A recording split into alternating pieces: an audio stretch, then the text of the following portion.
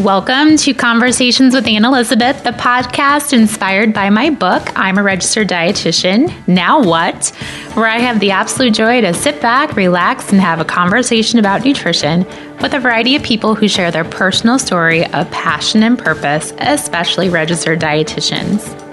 Today's conversation is with Dave Sherotski, whose favorite things are food and booze, fitness, fun, friends, family, and Philly. Is there anyone else out there struggling with wanting to read more and then actually doing it? One of my goals in 2018 is to read more. And I mean read more books. I'm trying to find the time of day that works the best for me, and that has been kind of a struggle. But also I'm trying to find the type of book I like to read. Large books alone intimidate me a little bit, which is why when I wrote my book, I wanted to keep it a certain length so it was approachable. So I guess my reading journey continues, but anything that you guys can share with me about books that you like to read or types of books, reach out to me, shoot me an email, let me know what you like right now. Okay, so I've slowed my roll on my stroopwafel consumption, and now I have decided to give away stroopwafels instead of eating so many. I picked some up at my local Marshall store this past weekend and thought this would be a good upcoming brunch treat. If you have not had Dahlman stroopwafels, I promise you're missing out. It's like the perfect waffle cone with caramel in the middle, and they come in different flavors like chocolate and honey.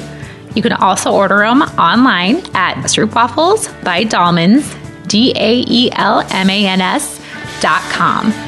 All right, friends, I think I might have a slight crush on my guest today because you should see his food photos that he shares on Instagram, and then you should read the witty captions. I started following Dave through other dietitians on this social media platform and knew by his second post I would be a follower for life. Dave is creative in the kitchen, and he's creative with his words. Always has had a passion for cooking creatively since he was a kid, cooking with his dad and grandpa, because the women of his family refused to cook on holidays. And he actually auditioned and competed for spots on a couple popular cooking shows. He currently has found himself a pretty big fan base on Instagram, and I wanted to talk with him more about that. Please enjoy my very fun conversation with Dave.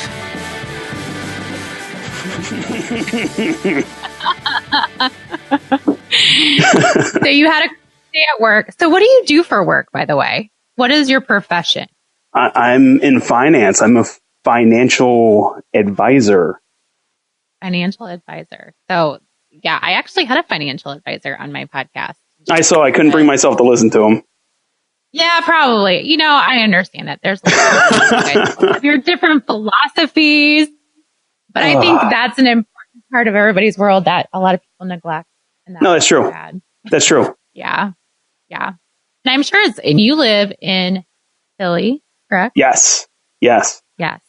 Is it a tough market to be a financial advisor in Philly? Yeah, Philly's actually really, we're a big finance town for some reason, but, yeah, there's a lot of hubs that are located in Philly or right around over in Jersey. And then we have New York, literally less than an hour away. So yeah, the whole area is just completely saturated. Has it always been your dream to be? Nobody dreams. Nobody dreams of being a financial advisor. Look, so I always say I got into it because I saw like the movies, like Wolf of Wall Street and, like Boiler Room and everything. And, they're doing the 3 martini lunches and strippers and it's, all sorts of wildness all over the place. And I was like, that's awesome. So I was like, I need in on this. And I suck at math, which don't tell any of the people whom I manage. But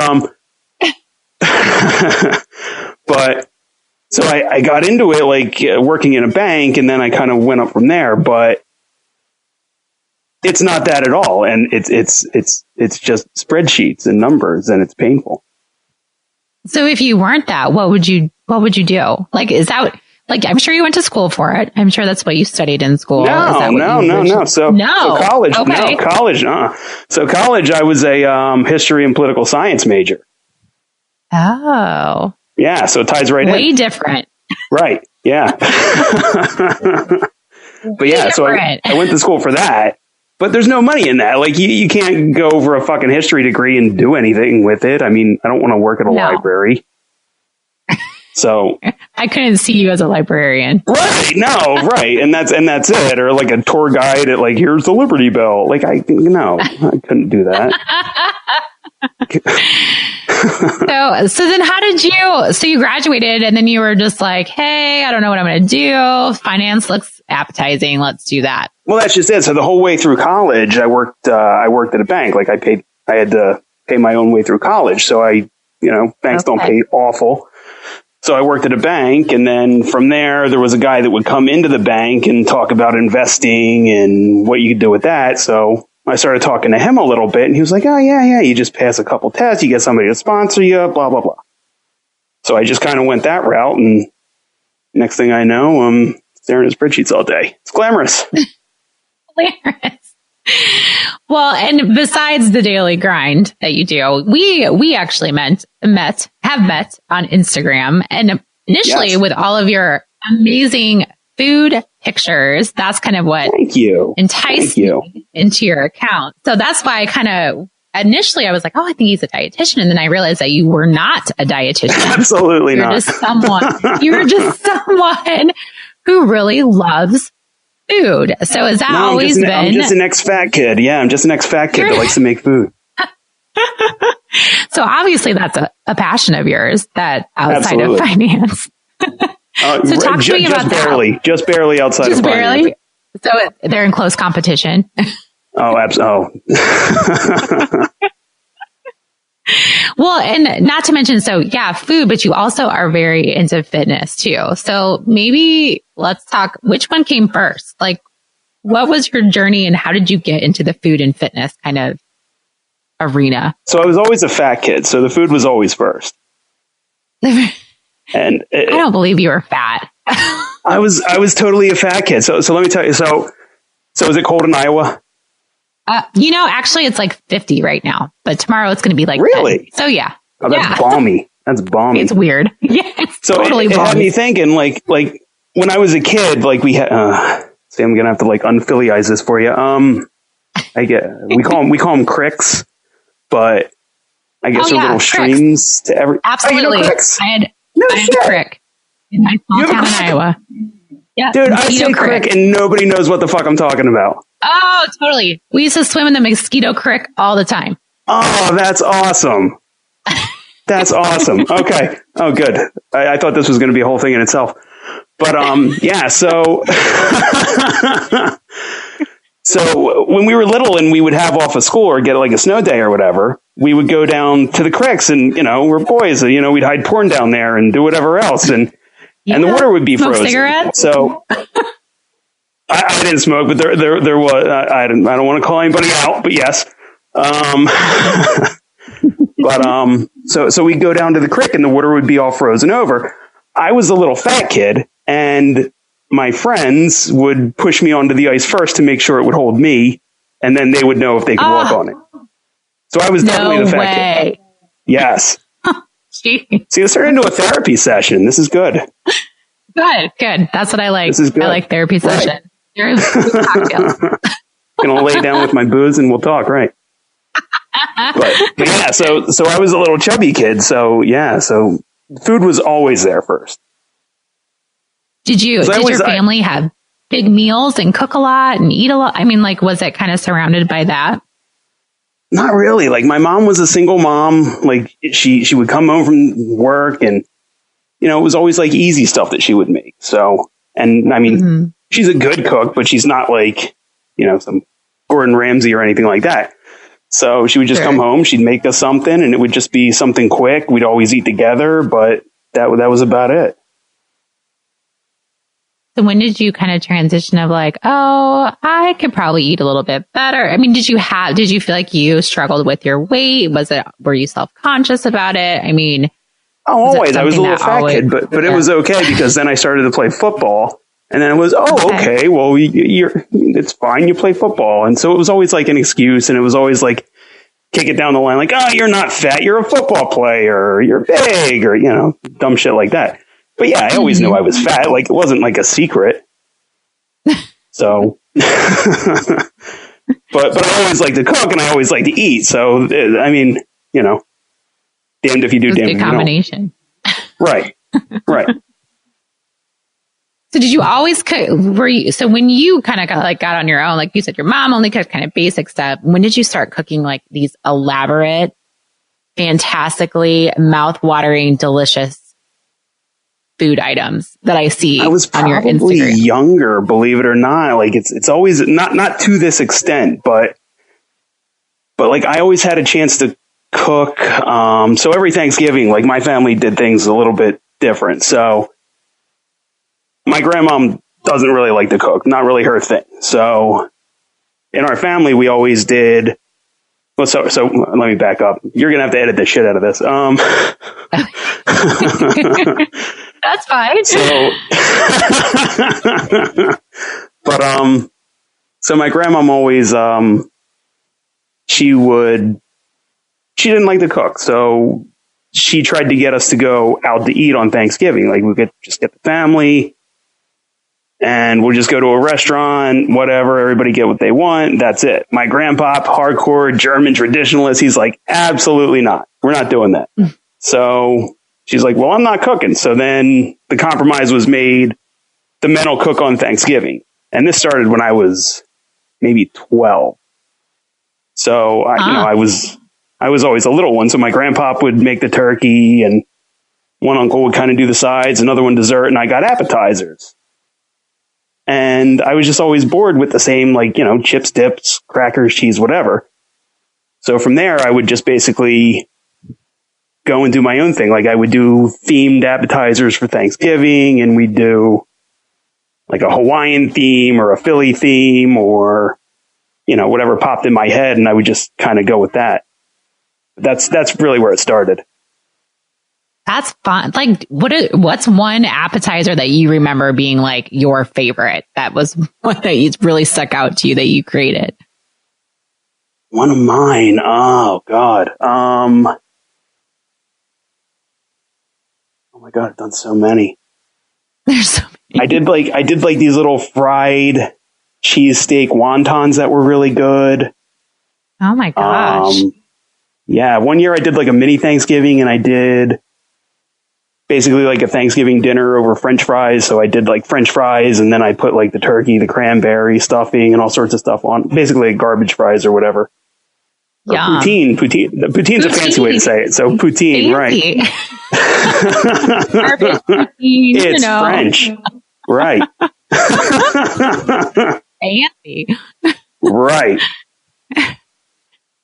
So that's awesome. I mean, that's really cool because I like that the men cooked. That's like a totally different take on a holiday. No, I'm not going to say it was good the first couple years, but we found our stride. We found our stride. And so you really did. I mean, you really did want to get creative. Do you get creative with your food now outside of your Instagram account? Is that something that you kind of do when you're at home and just with your family? Oh yeah, absolutely. So yeah, I bought a little light box kit. So that's all I do. My wife complains about it all the time, but she's the one that bought it. So it's her fucking fault. She created a monster. This is her fault. It's absolutely her fault. But yeah, so I mean, yeah. I think that's fun that because most people that are in social media are like food bloggers or dietitians or health and wellness. Yeah, just what the world needs. Another one, right? Okay. So we were talking about, cooking at home and how your wife, she bought you the light box setup and all that type of stuff of, right. You need to be crazy as a cook at home. So do you do most of the cooking at home? Obviously. I do almost all of it. Probably about 90%. Well, that's awesome. I'm jealous. She's a lucky lady. I tell her every day. I'm like, you hit the fucking jackpot. She totally did. I tell her. I don't like to cook at all. So I would love to have someone in my life like you. Yes. Just not into it or what? There's moments I like it a little bit and then I hate the cleanup and I hate the mess and then I hate when it turns out. And then I get discouraged and don't do it for like 6 months. So you're off again, on again. Okay. Yeah.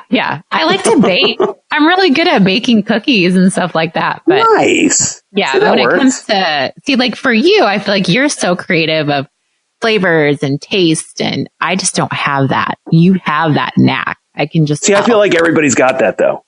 You do? I feel like why do you think that? I just feel like everybody knows what they like, and they know what kind of goes for them. Yeah, but don't you think like most people are kind of just like vanilla? They just are, I'll throw some garlic and I'll put some ground pepper and ta-da. It's a masterpiece. Totally. Yeah. Oh, totally. A lot of people are, but yeah, I don't know if it's, I don't know, like maybe I'm just like some mad scientist-y kind of thing, but I'm constantly just like throwing things together and seeing if they work. And how many times does it work for you? I mean, more than not. I mean, I won't go overboard on the first shot, but you know, if I like where it's going, then hey, we'll keep going. And you gotta. Well, see, I think that's amazing because that scares me. It scares me and like, I guess as a dietitian, I'm a dietitian. I'm like a nutrition expert. I'm not a food expert. So I feel like people that don't have that nutrition part are better at the food part. That's probably true. See, do you overthink it? Maybe. That could totally be it. Yeah, probably. See, you're not drinking when you're cooking, right? I'm not. You got to drink when you cook. Enough. You got to be comfortable. You need a drink in your hand. You got to be. They're lucky I wear pants. You got to be comfortable. See, I don't know. Pants could be optional. I mean, if you're frying bacon, wear pants. But I mean, anything but that. I mean, go for it. No pants. So how do you channel your creations? Because, okay, so first of all, how long have you been on Instagram doing your food? So the thing with Instagram is I was on it. I've been on for a couple years, probably since, I don't know, maybe 2015, but I was private for a long time because I would constantly, like I had my Facebook page and I was constantly posting food to that. And I would always get, nobody cares what you're eating for lunch. And I was always like, fuck you. So I was like, well, fine. I'll just leave my Facebook for doing political rants and I'll put my food somewhere else. So nice. that led to the Instagram. And that's where you don't share your politics. You just share your food. Oh, no, I totally share politics with the food. I've seen a little bit sprinkled in there a little bit, which is... I think I'm the only Instagrammer that actively picks fights with his audience, but that's fine. So Instagram kind of became your like social media outlet. Why'd you keep it private? Were you just kind of trying to test the waters or? No, I just didn't think anybody cared.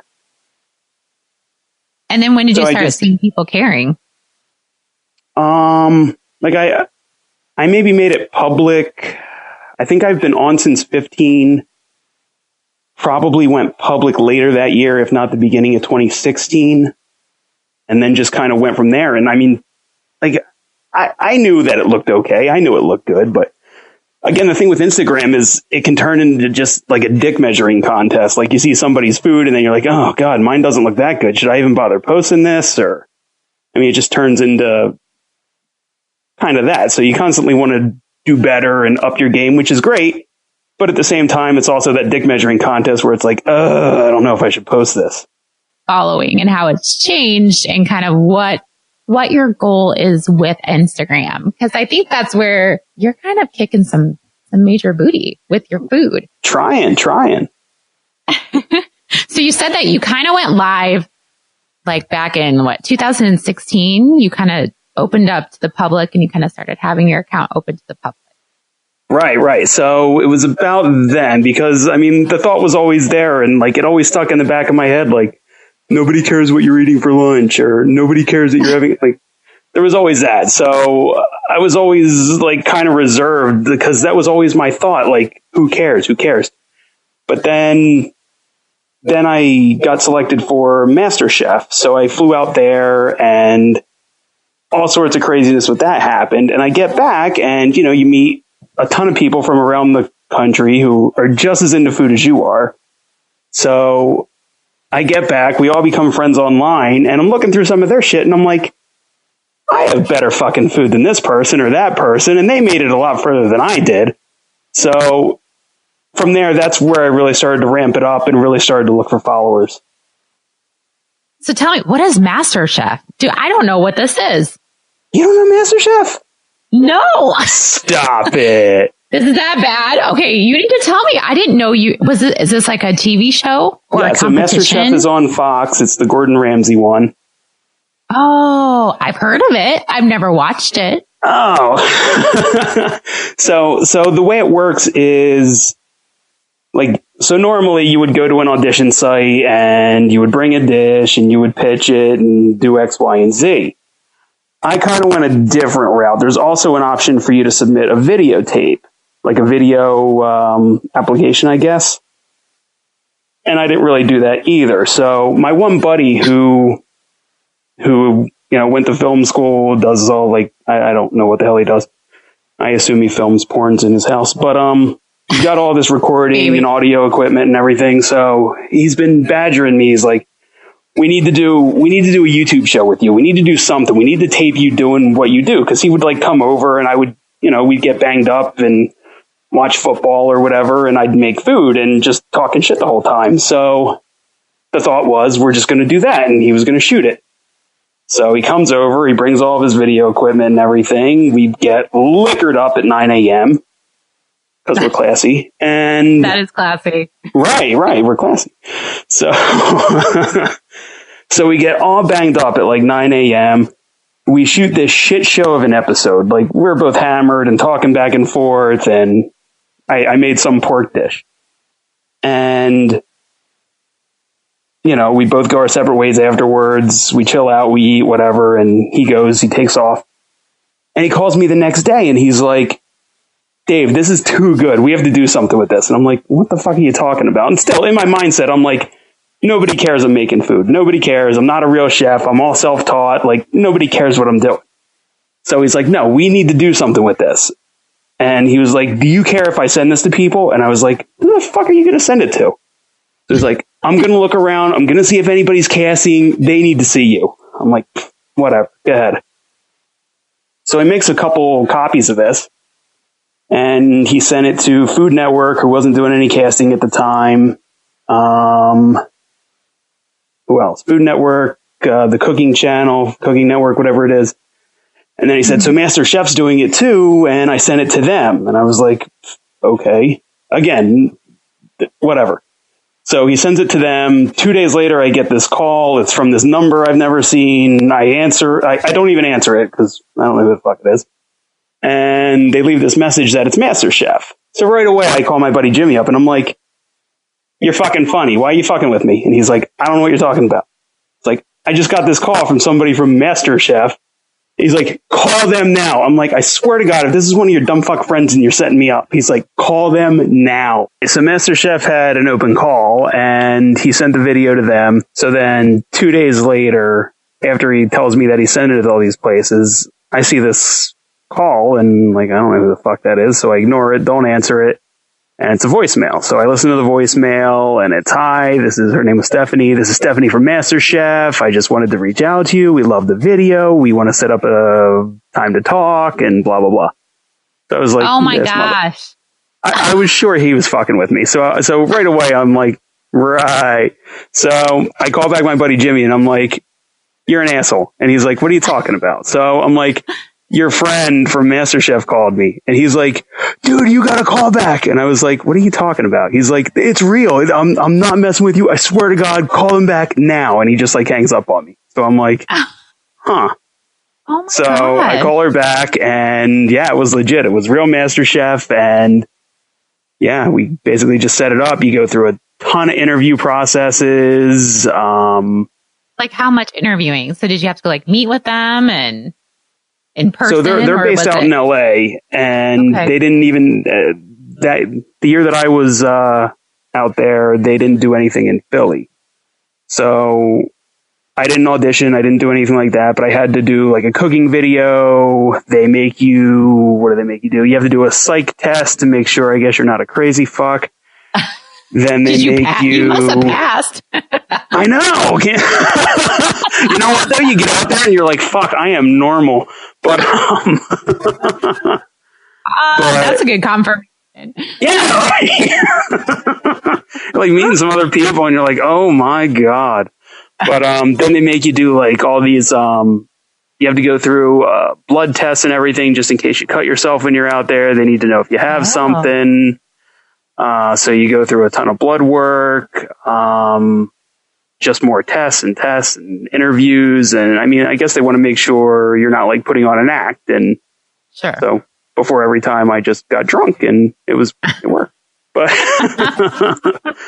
so, and again, the whole time I'm not expecting like, again, I didn't go to culinary school. I didn't do anything like that. This is just all shit that I do just for me. Fun. So, right, for fun. So I'm never expecting to get a call back after the next one because it's always, okay, well, we have another round of cuts. If you make it past that, we'll call you. Okay, we have another round of cuts. So I'm never expecting a call back after any of these. And finally it was, okay, you made it. We're going to fly you to LA. Were you shocked? I absolutely shocked. I never, ever, ever expected it. So yeah, so wound up going out to LA for Master Chef. But then, so this is the weird part. So because I didn't do an actual on-site cooking demo or an on-site, anything like that, everything was video and phone. As soon as I check in, like, you get on this big van with a bunch of other people and you start meeting everybody. And as soon as we get to the hotel, they call me out to the side. So I'm like, oh shit, what is this? Right.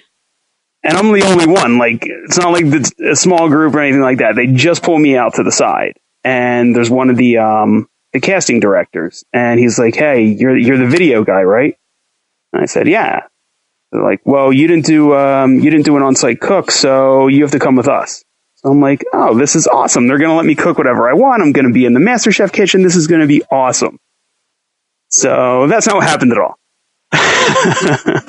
So he's like, so we're going to go to a grocery store, buy whatever you want. You need to cook something for one of the producers. So I'm like, oh, all right, this is not a problem. That's fine. Whatever.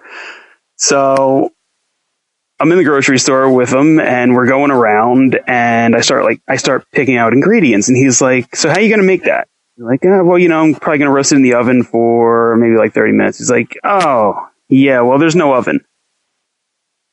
I'm like, okay. So I keep looking around and the more stuff I would pick up, he'd be like, yeah, we don't have that. We don't have, no. We don't really have a chef knife. We don't have this. We don't have that. And I'm like, well, where the hell are we going? He's like, well, it's really just, we're not allowed to say, but it's kind of just like a small efficiency kitchen. I'm like, so it's a hot plate. Christ on a cross. Yeah, basically, right. So the kitchen's basically, it was a microwave, one stove burner, and a sink. And I wound up making like this triple-decker Philly cheesesteak slider. And the producer comes. At this point, I'm like shitting my pants because I never cooked with so little. Sure. And he takes a bite. He's like, this is amazing. And I was like, oh, thank you, Jesus.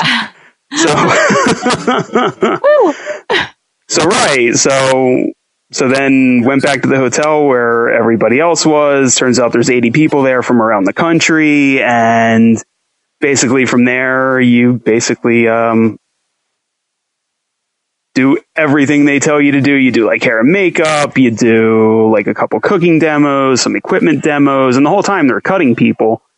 So from the 80, I made it to the top 60 and then I got cut and sent home. After that. But that was really the eye opener as to like where everything took off as far as, like I said, when I get back, you become friends with all these people on, Facebook, Instagram, whatever. And I'm looking at a lot of their stuff and I was like, my stuff's better than theirs. The only reason they're still on TV is because I didn't have a little sob story of, oh, I'm doing this for my brother, or, oh, I'm doing this to show my kids you can do whatever. Like, no, I didn't have any of that bullshit. I wanted to cook and say fuck a lot, and they didn't like that. They were like, let's get rid of this guy. Like, oh, he's gotta go. Because like half the time, like they shoot you like doing like live stuff, and just pretend like the camera's not there. Just do what you do. Just do what you do. So I would just talk like I normally talk. And then, Dave, can you say that again? And just don't say fuck. And I'd be like, like, that's really hard. Right. So then you're thinking about what you're saying. And then I'm like, how am I supposed to finish this sentence without saying fuck? Right. Mm-hmm.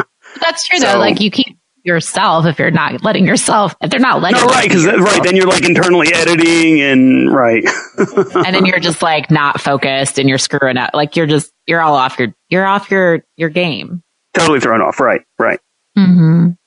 Huh. So but that's really how Instagram started. That and also Libby. I call her the Duchess. But Rothschild.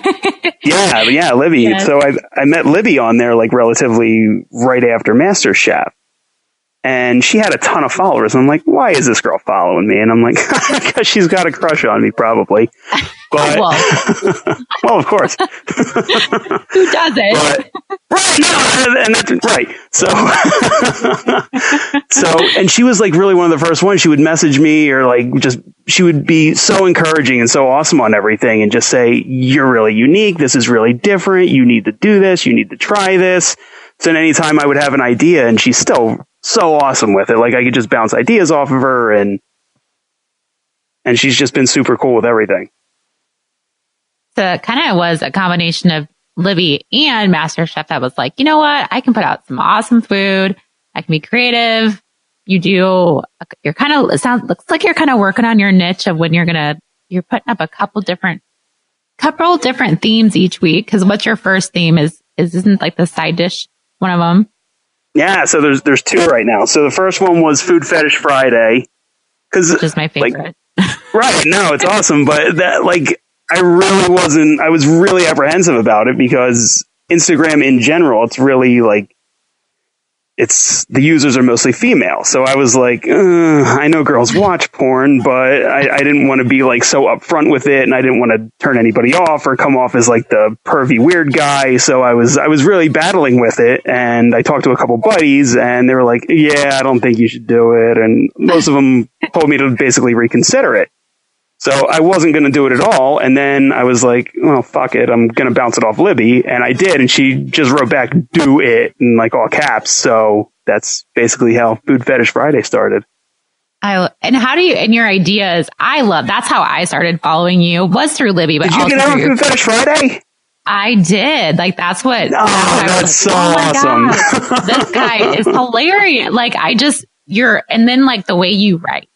You have this talent for writing, and I know it's about Food Fetish Friday and it's about your food, but you really do have a great talent writing. See, that's always the weird part. I love to write, but at the same time, Instagram's such a visual platform that I always feel like the guy that writes the articles for Playboy. I'm like, does anybody fucking read this? You're just here for the picture. But that's part of your story. That's how you tell your story. You have this beautiful picture of this food. And then when you write, what it is and also all the ingredients and what you put together, no one would get that just from the photo. So it kind of you have to read what you write. Right. And that's kind of what I hope to train people to kind of do. Please read it. Yes, thank you. I love the likes. I love that you like the picture, but I really hope you read it. Yes, because that's what makes it. It's like peanut butter and jelly. They have to go together. They got to go together. Right. Yes. Yeah. I get a bigger kickoff when people tell me they like something in the text, and then I do the food. It's amazing. It's very creative, and if anyone is listening and has not, I'm going to put all of this in the show notes to find you. So. People, don't be scared of Food Fetish Friday. It's pretty awesome. Don't be scared of Food Fetish Friday. I encourage you to be interactive with Food Fetish Friday. Yes. Answer the question. Those are always answer fun. The question. Questions yes. I know that you get ideas, obviously, from other people too, and then just things that are common that no one really talks about, but it's kind of fun to talk about. Do you develop the recipe based on the theme that you pick for the Food Fetish Friday? Yeah, so a lot of people, I have so many back themes right now that people, so many DMs, No one wants to put it out there. Like in nobody wants to throw it out there, but I'll get like a DM like, hey, I really like this and I don't know how you're going to do something with it, but I'm into choking. Can you do something with that? And I'm like, you're like, well, let me think about it. Absolutely. Yeah. So yeah, I kind of go with, the theme, and then I'll try to like match up a recipe the best I can. Cause I mean, like I want to be true to what you're saying. So I try my hardest to do that. So you probably have an ongoing list of different ideas for your food. There are, but some I have no idea, and some I swear people just get off Urban Dictionary, and I'm like, I don't know what the fuck this is, and that's saying something if I don't know what the fuck it is. Like, that's a creepy. You probably are like driving in your car, like going to work, and you're like, okay, I'm thinking about this fetish. How am I going to do this food? Right. Yeah. So that happens a lot. Or I'll just be like sitting there in a meeting and I'll think, oh, fuck, I got it. Now I know how I'm going to do the threesome now. Right. Yeah. So it'll be something like that. Right. So then when I have to scan in my meeting notes from my client meetings, I'll just omit that. Yeah, you're like, these calculations. Oh, wait, this fetish is going to be this. Yeah, that's great. I need you to shut up for 10 seconds. Well, and I feel like you're just like that one post, I feel like takes you a lot of time. So how much time do you spend just on like your Friday post? Just on writing it? Yeah, like you're writing it and then you're creating the recipe and making it and taking all your photos. Oh, Jesus Christ. The photos are, oh my God. It's like taking a selfie. I mean, you sit there and you hit every different angle, you hit every different smile, you raise this eyebrow, you do that eyebrow. I mean, it's the same thing with the food. So you're just twisting it around and you're over top of it, you're underneath of it. I mean, half the time, by the time I eat it, it's cold and I'm like, well, fuck. But that's not even good. But yeah, you have to get, it's all about that perfect picture. But the photography, I mean, I know there's people that are so much better at photography than me. And I mean, I'm just using my phone. I don't have any special camera equipment or anything like that. So that's probably my least favorite part. No, I mean, they always turn out okay. But I mean, the photography is my least favorite part. But unfortunately, it's such a visual medium that it's got to be good. So I'm kind of at that impasse. But no, the writing kind of just flows. Like I never have a problem with the writing, the recipe development. I mean, 9 times out of 10, they pop in my head. It's rare that I have to struggle to really like think of anything. Put it together. Do you write the recipes down? Like, do you share your recipes? So if I said, hey, I really liked the choking fetish, can you send me that recipe? Yeah. So a lot of people, so I'll get a lot of DMs like, can I have the recipe for this, that, or the other thing? I'm actually going to start a blog this year. That's my big 2018 goal. I want to start a blog because I don't know if it's still the case, but Instagram used to limit how much you could actually put in the text. It would kind of cut you off. I don't know what the character limit is, but I've found it several times and I could just never fit with what I'm saying and also include the recipe. There's just no room. So when people DM me, I'll give them the recipe back. But my big thing is going to be, I want to create a blog where you can then go to the blog and there's the recipe and I'm still talking all my smack and you can get it all. I think that's a great idea because I think that's the thing about, I guess your food. I would never think about eating it, but until I see it and then your definition, and I'm like, oh, that looks really, I would like to try to make that. And so I think and nothing's super hard. Like, I don't think anything I do that's another thing. Like, I don't think anything I do is beyond anyone's capability. I mean, maybe I'll stage it nice or whatever, but I don't think anything I do is over anyone's head. And I feel like that's the big thing with cooking in general. I'm going to sidetrack. Like, that's like the big, I don't know if it's a pet peeve, but I feel like nobody cooks anymore and it drives me insane. Why does it drive you insane? I mean, what about what do you, why don't you think people cook? I don't know, but I mean, for me, it's relaxing. It's easy. You can drink while you're doing it. You throw on some music, you throw on your podcast, you throw on any of that and you just go with it. I mean, for me, it's awesome. I don't know why people aren't into it. I mean, I know there's like the training wheels things like the Hello Fresh and Blue Apron. that's fine if it gets you in the door. I just don't understand the culture where it's like, oh, it's so hard to cook whatever. I'm like, it's so easy. Mm-hmm. And hey, maybe there should be there should be a food fetish HelloFresh box. That would be fun. Wouldn't that be awesome? I could see that I'd purchase that in the box. I like that as a Food Fetish Friday. In the box. In the box. I like that. That's a good one. I agree with you about cooking. Like, you and I talked about cooking earlier and how I'm just not into it and it's just not my thing, but I enjoy doing it. I think people have to find the joy in doing it. And like for you find the joy in cooking food that you enjoy. And maybe that's the angle that people have to start looking at. Right. I mean, everybody has to eat. I mean, you have to do it. It's like I said, I mean, I just don't get it. Like, I think it's easy. I mean, food's awesome. Like, it brings people together. That's why you do it. I mean, yeah, you could feed yourself. That's great. And I also feel like, I'm going to sidetrack again. So good. Do it. So I guess one of the problems, I understand time, and it's hard to find the time, but it's so easy to have a meal in 20 minutes. I just don't understand why people can't find that time. Mm-hmm. Right. And I mean, there's so much more. But I feel like as a culture, it's the way we think about food. Like, we don't get into our food like anywhere else around the world does. Like, we don't just sit around and eat and actually enjoy the food. We just hurry up and eat as fast as we can. We get it as fast as we can. Fast food, like, mm-hmm. I don't get why that's, I guess, American culture. And you enjoy it. Like, you enjoy I fucking love it. The food, the conversation, how it brings people together.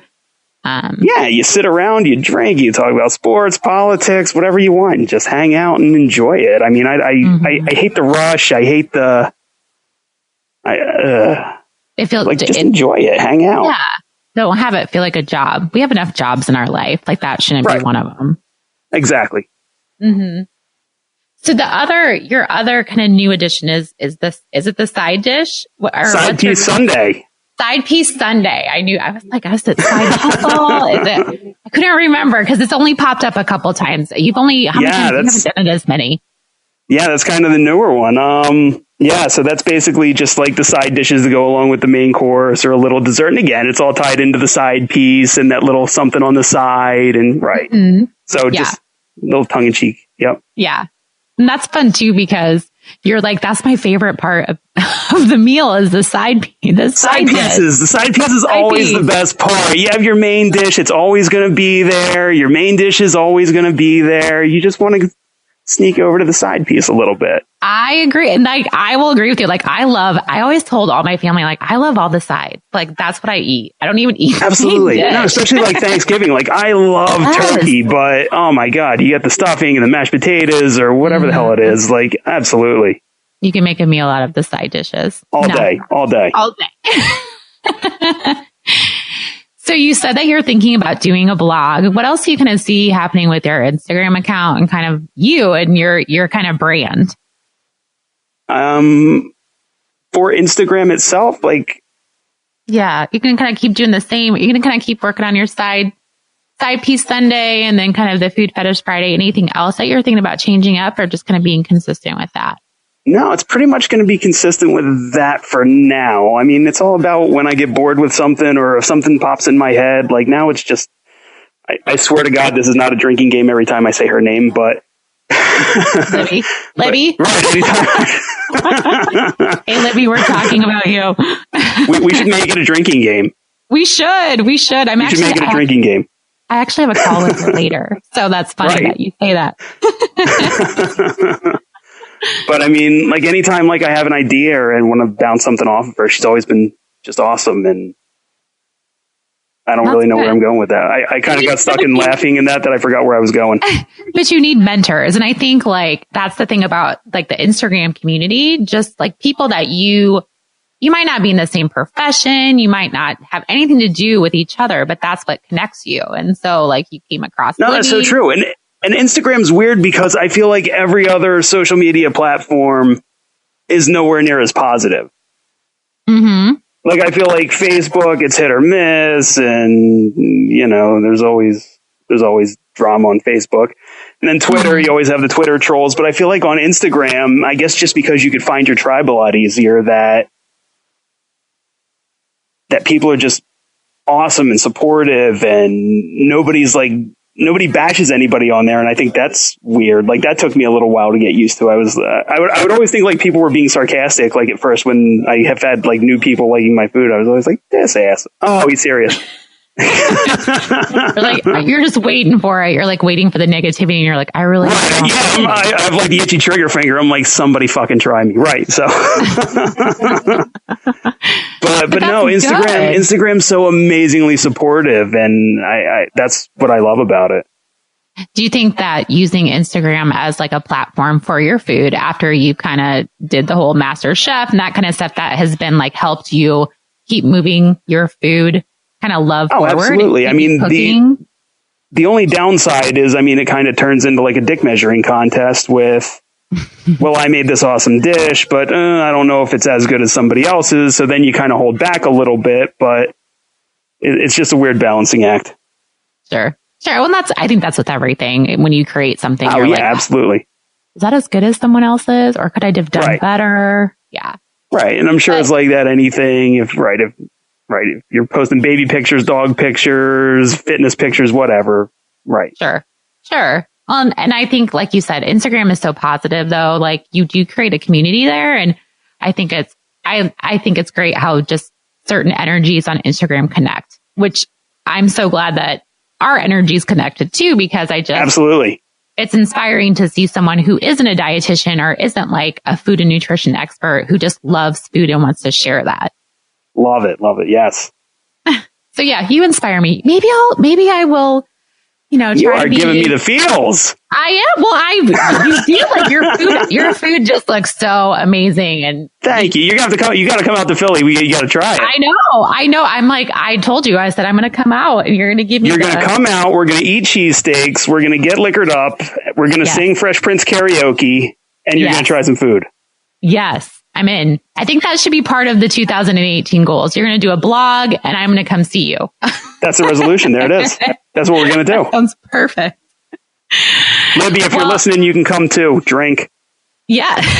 Yeah. I like to have cocktails. They're fun. We're both having one right now as we have this conversation. So this conversation is brought to you by Jack Daniels. Mine's VO whiskey. And VO. So I'm a little tossed back to my dad. So yeah, it's a good night. Good Wednesday night.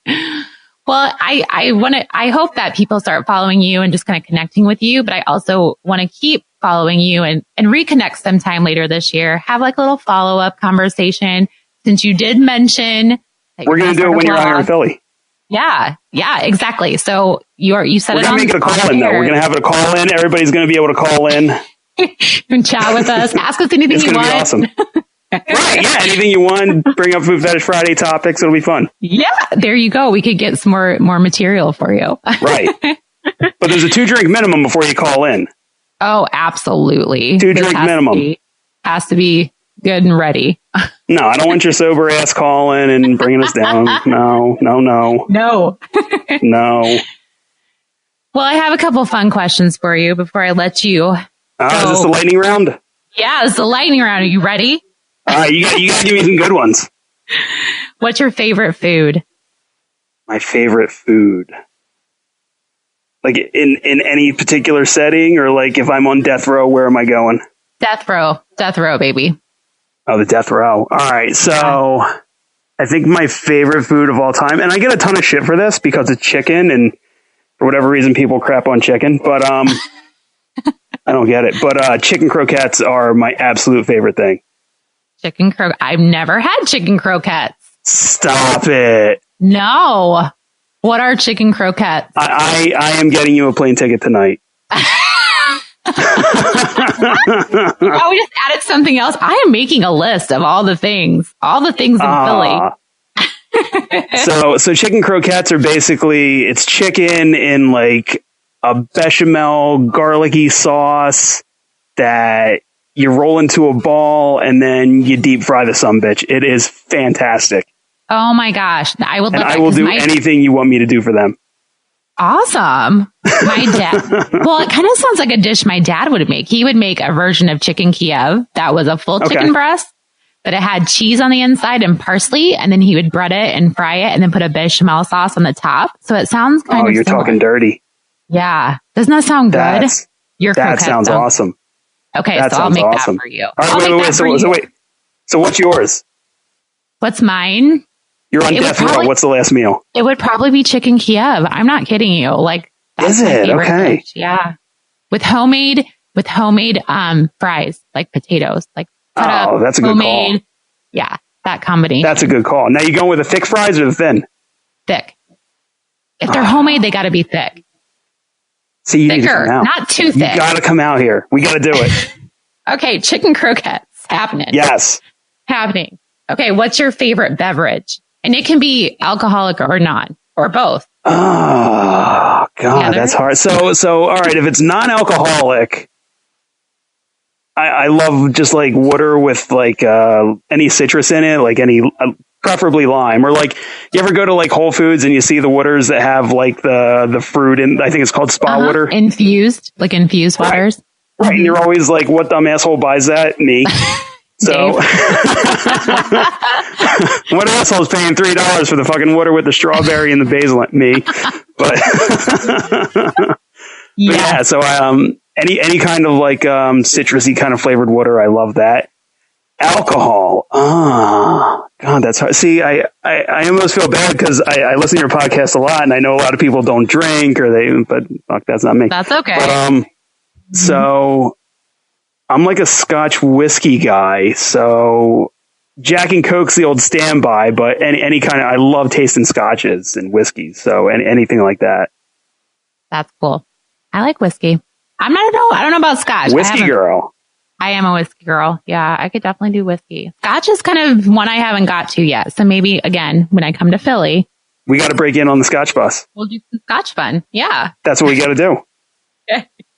So you've never had any Scotch? I have, but I couldn't tell you what I had. I have no idea. Oh no, it was probably one of those end of the night drinks. Let's have some scotch. And it's like, okay. And then I don't even remember what I had. Well, yeah, somebody talks you into it and it's like, oh fuck, why did I do that? Right. Oh, that was a bad idea. Right. Then you're naked on somebody else's front lawn. You're like, hey. Yeah, you got some splaining to do. Good night. Hi, officer. Not me. Not at all, ever.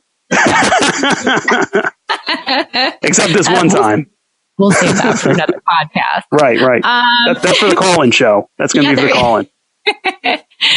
What's your favorite color? My favorite color? Yeah. Black.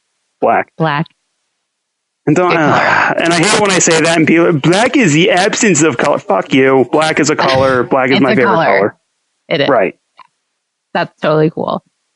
Do you have a favorite scent or a favorite smell? That's an evil laugh.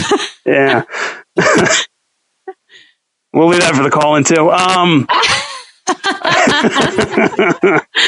like, I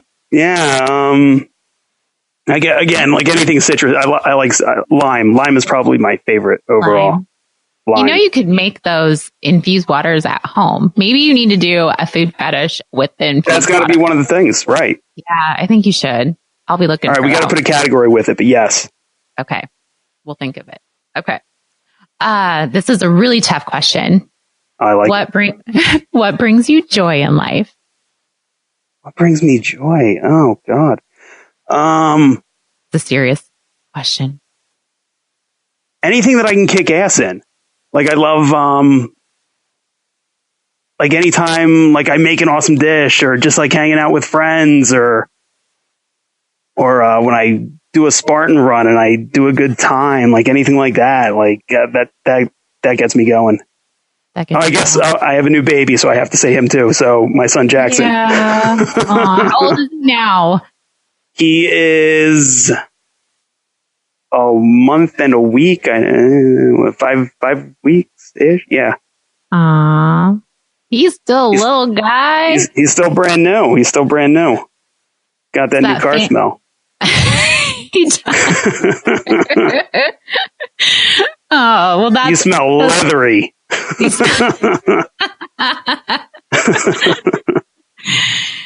Well, I appreciate your time multiple times that we've tried to connect for this conversation. And we're going to do a follow-up in person in Philly in 2018. With the karaoke, with the scotch, with the call-in. It's all happening. We're going to I think we should video this too. We can make a video. No, we have to document it. Yes. Yeah. It's for sure. Happen. For sure. Okay. I'm holding you to it. It's going to be a complete shit show. It totally will be. It will be. It'll be great. It's going to be awesome. Well, thank you, Dave. I appreciate it. This was a fun and different conversation that I really, truly enjoyed. It's great to speak with other people outside of the dietetics world and see how they got connected with nutrition and food. Seriously, if you haven't started following him yet, please go to Instagram right now. I look forward to a catch-up conversation with him in the future, or maybe just a trip to Philly. We will have to see. Another thing I will be brunching on with is egg casserole this year. And I've been putting a layer of Greek yogurt, this is my little trick, that's mixed with gnarly pepper onion dip in my egg casserole. And it's so delicious. Not a lot of extra calories. I get a little bit more protein, which is what I'm trying to do, and just the right amount of flavor and creaminess. I like having the tear packets just to make what I want or what I need for a recipe because they are just for an individual yogurt cup. Head on over to gnarlypepper.com to learn more or to order some for yourself. My website, AnnElizabethRD.com, is where you can read the latest weekly wisdom blog posts that I've crafted for you, where I share my current crazy adventures that include food, workout music, things that are motivating me, maybe a recipe, you never know, I might have been in the kitchen, or something I love right now. You can also purchase my book, I'm a Registered Dietitian, Now What? And can find all my previous podcast show notes and links to things we talked about during all my conversations with these awesome people. I would love to connect with you on social media and can be easily found on Instagram, Facebook, and Twitter at AnnElizabethRD. Remember to be great always, find the joy in each day, and to start a conversation that truly matters.